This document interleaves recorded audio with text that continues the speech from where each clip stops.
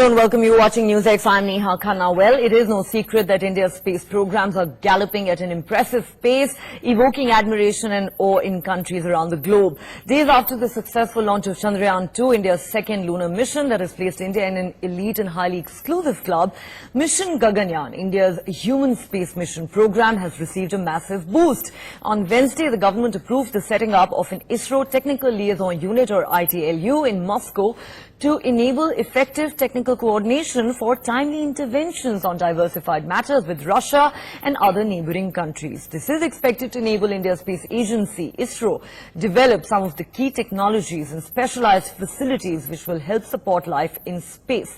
The Moscow unit is likely to cost India about 1.5 crore rupees annually. The Moscow office will be managed by an ISRO scientist or engineer. The plan is to complete the project within 6 months. Of course, space cooperation has been one of the major links between India and Russia almost since the beginning of the space era. Significantly, India's Department of Space has also instituted technical liaison units in Washington and Paris with the objective to collaborate with various governments and space agencies both in the US and Europe. In fact, the Union Cabinet has also approved 2 agreements between ISRO and the space agencies of Bolivia and Bahrain. These big announcements come at a time when not only is the international community marveling at Chandrayaan 2, which is attempting to conquer a lunar frontier that no other country has reached so far, but India is also preparing for its first manned space mission in 2022. And if all goes well, then possibly even India's very own space station by 2030.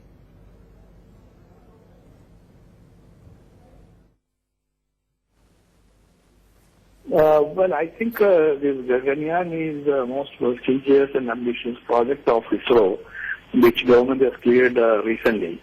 And certainly the cooperation from the Russian side is going to help quite a lot in achieving the targets. Earlier also we had a good relation with the Russian space agencies.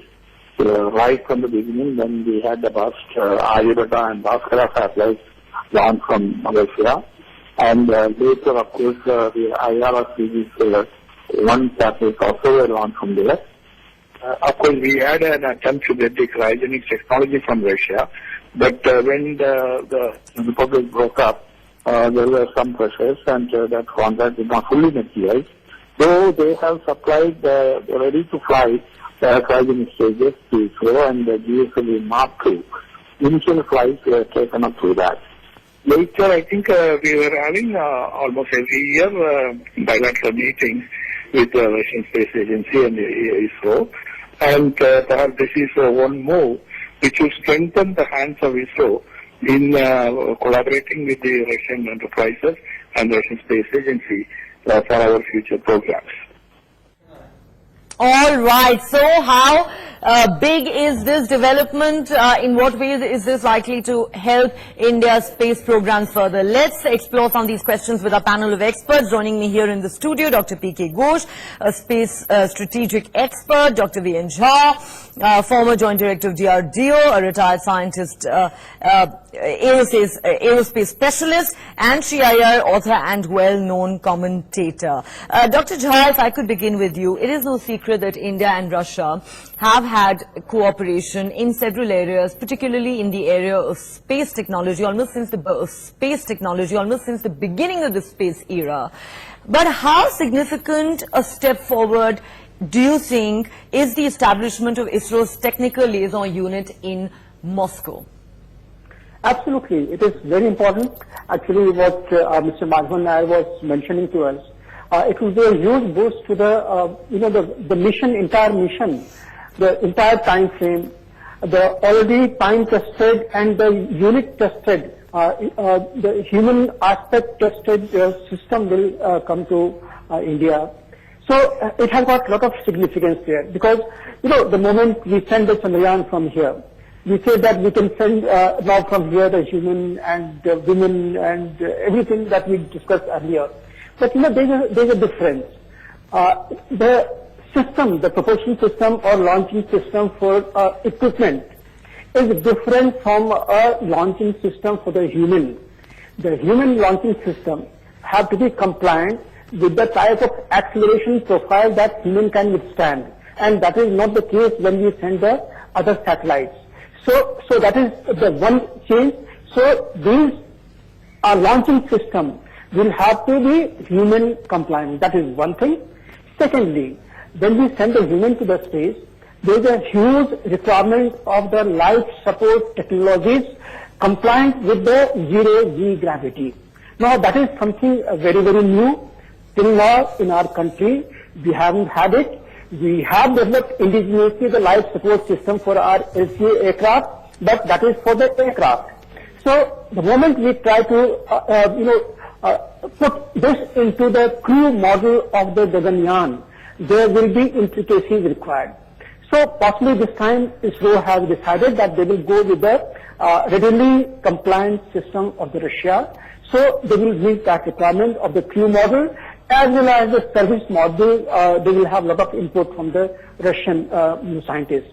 So it's a well planned, but yes, as a scientist, as an Indian scientist, I would have wished that our own technologies go into the crew model and our own system go in there. But anyway, that is my lookout. So like in the case of Chandrayaan 2, you're saying maybe it would have been better if it was entirely indigenous. I take your point, but at the same time, we have to understand that the importance of collaborations with other countries that have already made advanced progress in this area, cannot be underestimated. And these are collaborations that India has had with friends like Russia for a very long time. Dr. Ghosh, obviously it's been a long journey which has got India to the point where it is today, where thanks to Chandrayaan 2, we're not just in an elite and exclusive club, we're actually trying something that has never been done before. And as I mentioned at the start of my show, the India-Russia collaboration is something that began almost at the start of the space era itself.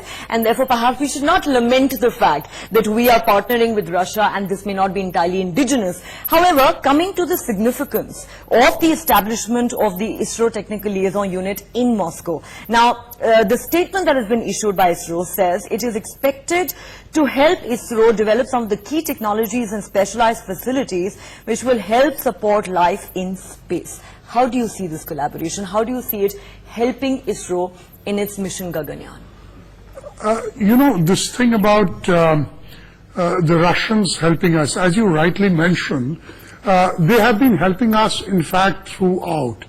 And especially more so, this was pertinent in the post-1998 timing, when almost the entire world sort of, came down heavily on us. We didn't get any technology transfers. It was around... You're talking about the time when there were nuclear sanctions imposed on India after Pokhran 2. Yes. Yes. So that was a time in which we had a lot of problem in the sense that all the countries, and this was not only in space, but in all high-tech areas, and you've got to take a holistic view, in all high-tech areas we were sort of almost isolated. Absolutely, yes. Isolated. Yes. And, later on, let's see what happened. About the cryogenic engine, first, of course, the Americans tried to give it to us. We didn't like that because first it was too expensive and it had too many strings attached. Then the French wanted to give it to us. It was too expensive. Finally, the Russians said that they will give it to us along with the technology transfer, the same cryogenic engine that we are using now. But they gave us the cryogenic engines, but under pressure from the Americans, they didn't give us the technology. And I distinctly remember that the chairman ISRO at that time was desperately trying to get the technology associated. But we went ahead and we built our own cryogenic engine, which is being used today in GSLV. And earlier too, it has been used. So I think that instead of, trying to rediscover the wheel again and again, it is not something very shameful to say that, look, we have been helped along in this entire journey. We have been helped by Russians, to an extent by the French, and so on. And let's take the collaboration forward. Yes, absolutely. Absolutely. Let us take, rather than, reinvent the wheel each time. So I see there is no harm in it. Of course, most of our technologies is, as was mentioned earlier, is indigenous by nature. Yes. But like I said, what happened in the case of, for example, in the lander? Yes. In this case, in the case Chandrayaan 2, entirely indigenous, and that too built at a cost of 1,000 crore, which compared to similar missions undertaken by countries like the US, Russia and China has been done at a fraction of the cost that was incurred by those countries. Absolutely. And that is something that obviously makes us very, very proud of our space agency and what our space scientists have attempted. But let me bring in Shri Iyer here, since Dr. Jha, with his very interesting perspective, has started a bit of a debate here on the entire indigenous aspect of some of our missions. Mr. Iyer, what is your take? The two gentlemen here on the panel seem to have a slight difference of opinion on this one aspect of should this have been entirely indigenous, or is this collaboration with other countries like Russia something that India needed? Because, as Dr. Ghosh very rightly pointed out, that Russia is one country that stood by us at a time when we were almost an international pariah under sanctions from countries like the United States and its allies following Pokhran II, when no country was ready to make technology transfers to us. And we have come a long, long way since then, and therefore it's only fitting that we take this partnership with countries like Russia forward. India is in an excellent position to be a low-cost, reliable provider of everything to do with satellite launches, maintenance of spacecraft and whatever moving forward. Israel has proved itself to be someone who can think out of the box. They have been able to zig and zag as the need was. And I agree with the latter panelists in the sense that today's technology, even startups, they don't reinvent anything. They look and see what is already available technologically, and then they try to do some sort of Lego block fitting to make sure that it serves their needs. You cannot do things from ground up now because you lose a lot of valuable time. So that is a really good step. I think the fact that the Chandrayaan mission is taking 48 days because it is conserving fuel, it is using the gravitational forces to get closer to the moon. That's something completely amazing, which I think is a very sensible thing to do. I do think that before they send a man to the moon, they may have to do something like sending either a dog or something else up once to make sure that we've got all the zero gravity issues straightened out. So my guess is India might use Russia to go through the zero gravity preparation that you need to spend, I think, months before the astronauts are ready to go. Maybe you can call them Gaganauts, are ready to go into space. It takes some time because acclimatization is very, very important. Otherwise, you can get into lots of trouble. Yes. The good thing about all this is India is keeping its options open.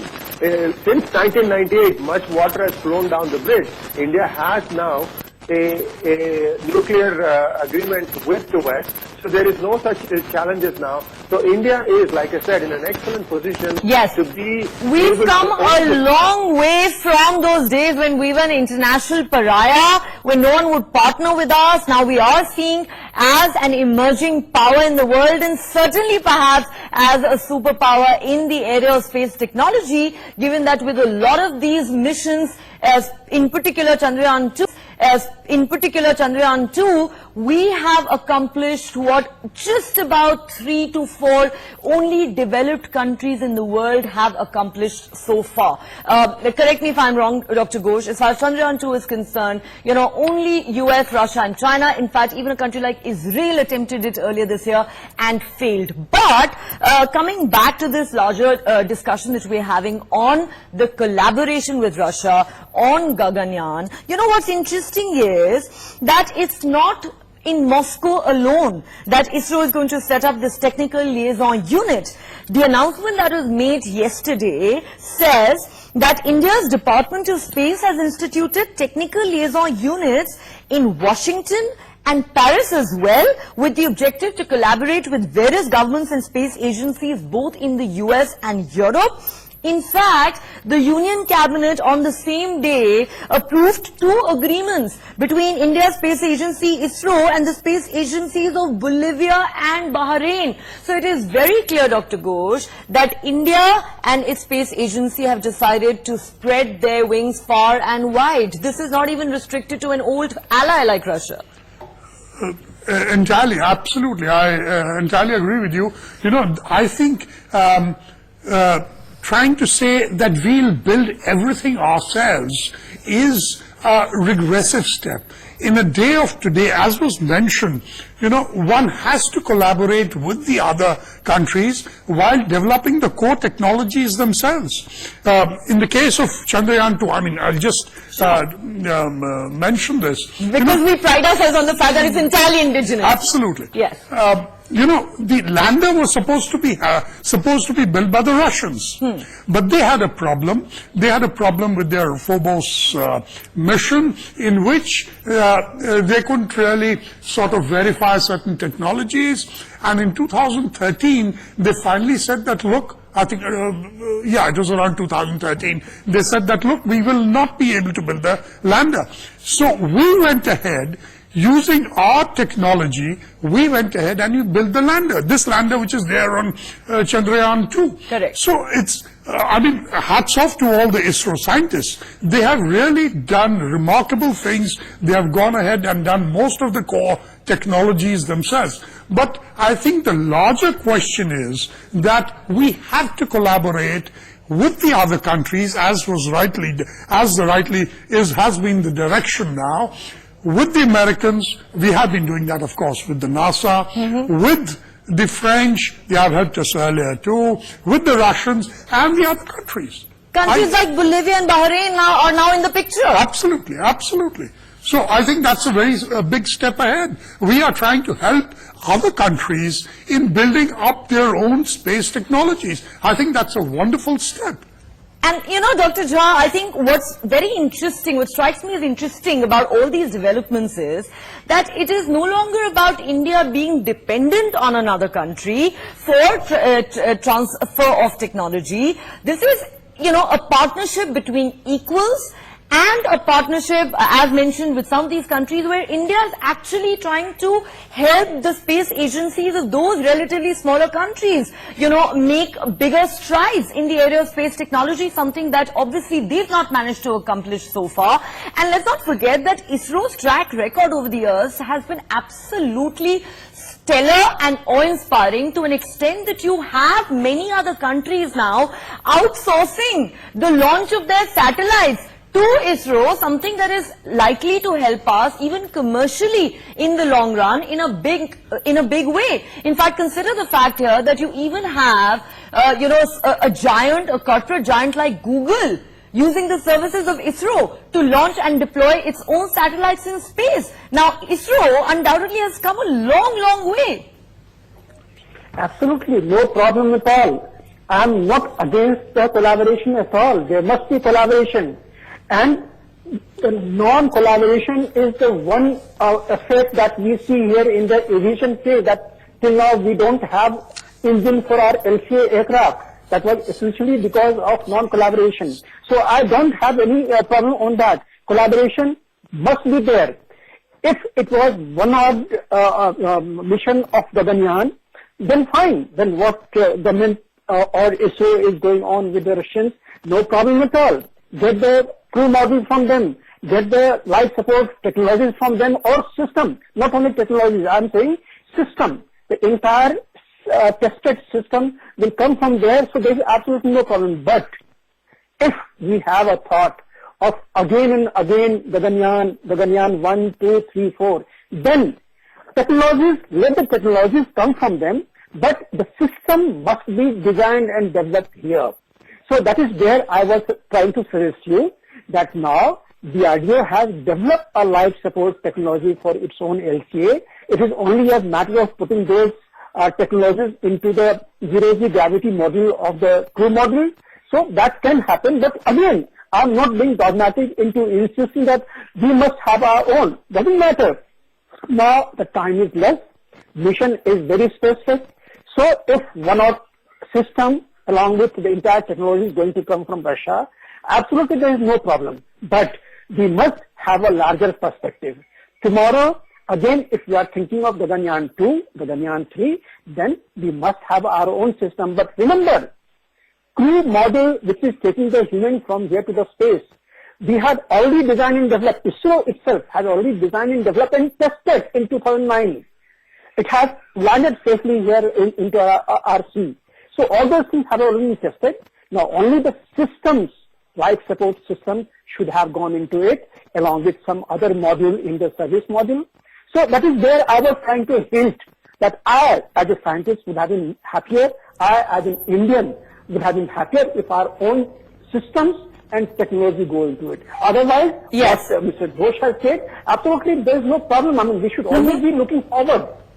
Sure, and I assure you, sir, that we were not trying to dispute you in any way. You are a scientist and you are entitled to your opinion. After all, it's different shades of opinion that make a discussion and debate interesting and vibrant, and you have injected a very interesting aspect into this entire discussion. Nothing wrong with that at all. Shri Iyer, let me bring this back to you, and since my job on the show is to play the devil's advocate, how do you respond to this one specific argument that Mr. Iyer is making, whereby he says that in the long run, self-reliance is the name of the game.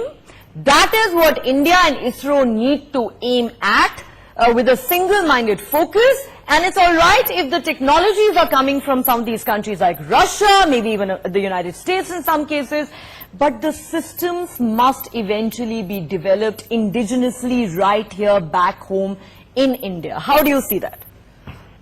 Well, I think we're already trending towards that. Neha, if you will just permit me for 1 minute, I want to kind of give the historical perspective here. The space race started in the 50s and the early 60s. So the average age of an engineer, whether you take the NASA program or the Russian space program, all of them are actually now in the phases of retiring. So the technology that they have is slowly getting obsolete because NASA, in fact, shut down its space program when the Challenger aircraft went up in flames, killing all the people on board. So NASA actually has not done a lot of space-related stuff in the last few years. There is no funding there. So it is slowly but surely drifting towards India in terms of even the established countries wanting somebody else to take care of the needs of their satellite space launches and so on and so forth. So that's a very good thing. So as this thing becomes, the world is getting smaller. I mean, we have to admit that. The world is getting smaller, and India is in an excellent position to be able to help out all the other countries with their satellite space needs or what have you. And that is a very good development that is coming out of this. And as this thing continues, India will be able to develop everything on its own. After all, remember, India is very good at software-related stuff. We may not be able to do the CPU, the Intel CPU, but we can write the software on top of it. So that's what India's strength is. And I think that's where it is all trending towards. Let's hope that, this momentum is maintained. And in my opinion, this was an excellent investment that the government put in. Because there will be always people saying, oh, yes, we can't feed our people. Why are we spending so much money? I wanted to come to that. No. This is important. I'll give you a simple example. Do you know who leads the plastics industry in the world today? Taiwan.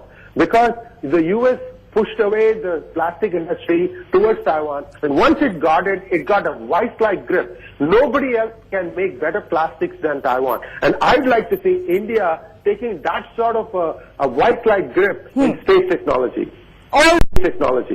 All right, a vice-like grip on space technology. Maybe we are definitely headed in that direction if we stay the course, and that's why the government has decided in its wisdom to make these investments. And of course, you're absolutely right there, Mr. Iyer, because this is a debate we've had several times on this channel in the run-up to the launch of Chandrayaan 2, with many, especially in the West, including media outlets like the BBC, criticizing India's space missions and lunar missions like Chandrayaan 2, saying this is a country that still has teeming millions living in abject poverty. Is this really a luxury that a country like India can ill afford? Is this a case of misplaced priorities? Now that you've brought that up, let me put that question to Dr. Ghosh. Dr. Ghosh, a couple of quick questions to you. Number one, what would you say to those naysayers and critics, especially in the West, who say India has got its priorities all wrong? We should be focusing on, development and poverty alleviation and what have you, instead of sending people into space. Number one. Number two, Mr. Iyer is saying that we've actually reached a stage already where NASA, which most would agree is right up there, is already outsourcing some of its operations to India. Absolutely. I think this is one of the oldest debates that we really have. And let's put it this way, that the Western countries are actually surprised. That we could accomplish this? Absolutely. They're envious and even jealous to that extent. How come India? And you should see those cartoons which come out, a person on a bullock cart trying and knocking on the door of that exclusive space club. And that almost sounds racist. Absolutely, absolutely. Yes. It's downright racist. And I don't disagree with this, that they are jealous, they are envious of the advancements that they have made. And I think they have made all attempts to see that we don't really make these advancements. So, now that we have done it, now that we have proved to them that we are nonetheless than their abilities, and now that even NASA and the Americans are coming to us. So we stormed their bastion, Absolutely. And that's probably made them uncomfortable. Very uncomfortable, very, very uncomfortable. And now that most of the companies in the West are actually coming to India to launch their satellites because we are economical. Like Google? We are reliable. Absolutely. Like Google. Yes. NASA is coming to us. NASA is coming to us. Absolutely. So I think we, what do we say? We continue in our course that we are doing, and we have shown the world that, look, we are not to be trifled with, and we can achieve what we set out to achieve. And clearly, sky is not the limit. Absolutely. Okay.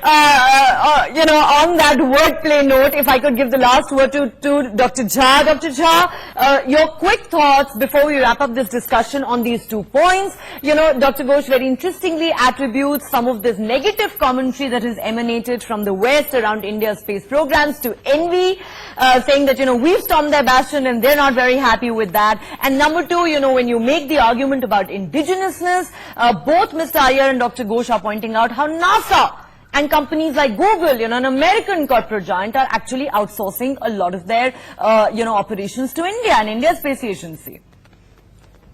Well, Nehati, as far as your first argument was there, people are raising question whether India should go for this or it should address its poverty and things like that. Then let me tell you, now even the poorest of the poor in India are in a state that they are looking forward that India is doing good. The other day I received a call from a small hamlet in Bihar, adjacent to my village, where for the first time electricity had come, and they actually saw the launch of this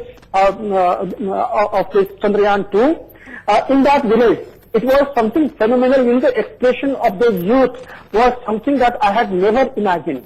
So that is already addressed. Now, as far as the program is concerned, look, science and technology, space research, this will never go waste. Whatever you do, it will always yield you the result tomorrow. You see, from the first space mission, till the time we have our own satellite network in the space, we have our own entire TV transmissions there. So this is all yielding fruit to our own citizens. So there is absolutely no two-way about thinking. And the last and not the least, the indigenous technology is something which bears the fruit. Right. Chandrayaan 2, other day I was on your channel when the Chandrayaan was going on. Yes.